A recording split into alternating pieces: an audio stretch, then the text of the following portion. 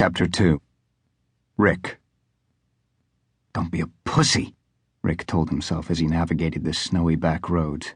Don't let the stress get to you. Stress made people careless, and Rick couldn't afford to be careless.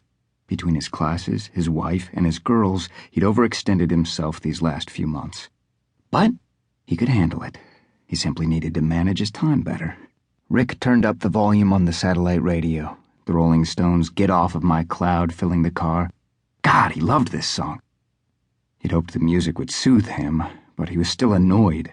He'd been having a blast, schooling Lily and Sky on the beauty of the beat poets, and he hated leaving them. He considered staying overnight, but he'd already been gone for 2 days. The last thing he wanted was for Missy to come looking for him. She'd shown up at the cabin once before, and it had been a very close call. From that day onward, he'd promised himself he'd never give Missy a reason to be suspicious. Almost as if Missy were reading his mind, Rick's cell phone buzzed. He didn't even need to look at the display to know that his wife was calling. He sighed, but answered anyway. "Babe," Missy whined predictably, her voice filling the car through his Bluetooth speakers. "It's almost 3 a.m. You said you'd be back early." "I know, miss, but I got into the writing zone and didn't realize it was so late. I'm gassing up the car now. Please tell me you're warming up the bed." "It's already so late and we both have to work." "Are you kidding me, babe? You better be wearing something sexy or I'll be very disappointed." "Love you, Ricky," she whispered breathlessly and hung up. He could already see her pouring her 3rd glass of Merlot, smiling as she planned her seduction. God, she was so boring and predictable, and he hated when she called him Ricky. He'd told her that over and over again, but Missy never listened. Oh, Rick could feel his whiskey buzz wearing off and the beginnings of a headache forming at the base of his temples. Manipulating Missy was easy, but terribly exhausting. He entertained the idea of a divorce at least once a week. The prospect of getting rid of Missy, the idea of telling her uptight prick father to shove his money up his ass was tempting.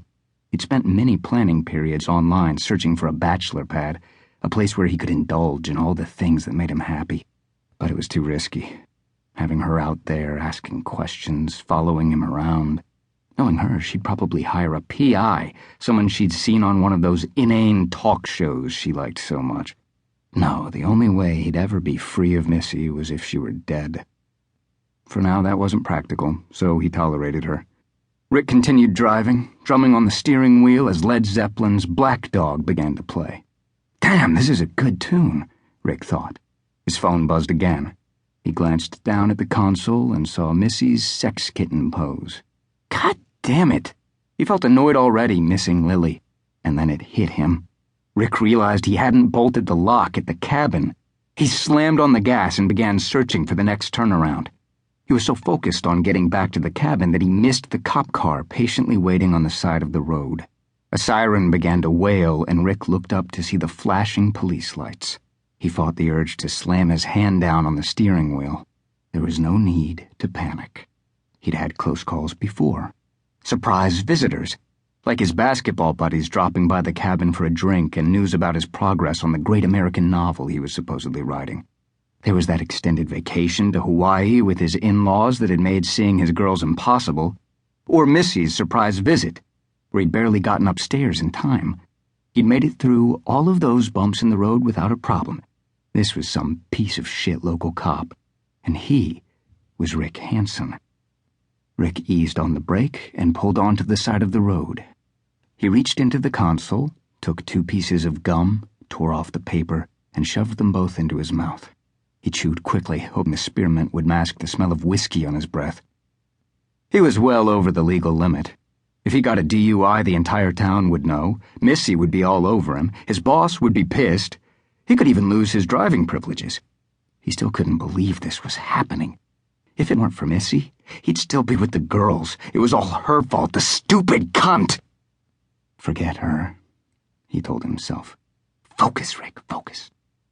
He rolled down his window and watched in the rearview mirror as the highway patrolman, a townie from the looks of him, with his ruddy face and portly waistline, ambled over. "License and registration, sir?" Rick gave an obedient nod and handed over his identification and vehicle information. The cop shined his flashlight on the documents, then shined it back.